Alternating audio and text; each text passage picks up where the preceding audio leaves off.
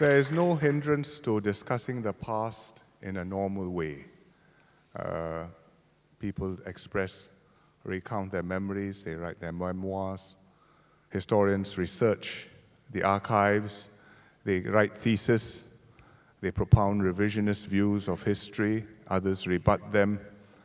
Academic fratricide is normal. I mean, that is the way, hopefully, knowledge progresses, at least in the sciences, sometimes in the social sciences. I think what we are dealing with in To Singapore with Love is not that. What is at issue in To Singapore with Love? You've got to see it within a historical context. And the historical context was a communist insurgency, in fact, an armed insurrection in which thousands of people were killed.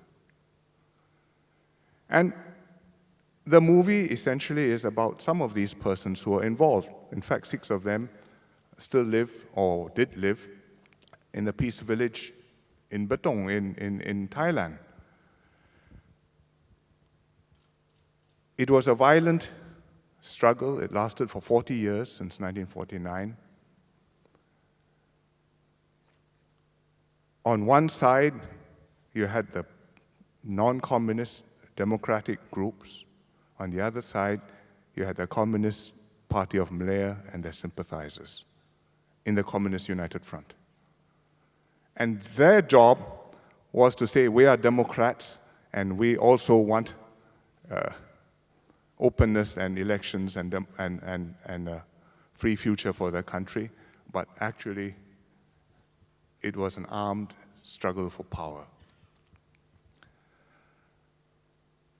These are matters of historical record. They are not seriously disputed, although once in a while you'll find somebody who will argue the contrary for purposes of getting a PhD. It happens. And sometimes they even get a PhD. PM, you shouldn't be so disrespectful to academics, No. I have said nothing about anybody else. So that is the backdrop. Now, along the way, we've dealt with a problem. Some of the people who were communists or sympathizers or activists have come, turned around, come and spoken to our security agencies, accounted for what they have done, and turn over and become good citizens.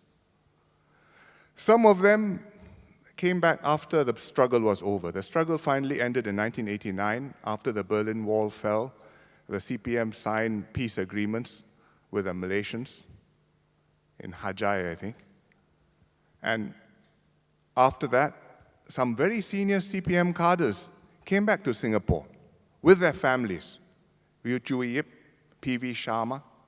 They were superiors of some of the people who are in the movie. Cleared their accounts, made their peace, lived and died here. Nothing to stop these 6 people from doing so.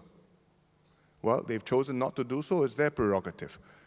But if they have chosen not to do so, why should we allow them, through a movie, to present an account of themselves, not of documentary history, objectively presented, but a self-serving personal account, conveniently inaccurate in places, glossing over inconvenient facts in others, which will sully the honor and the reputation of the security people and the brave men and women who fought the communists all those many years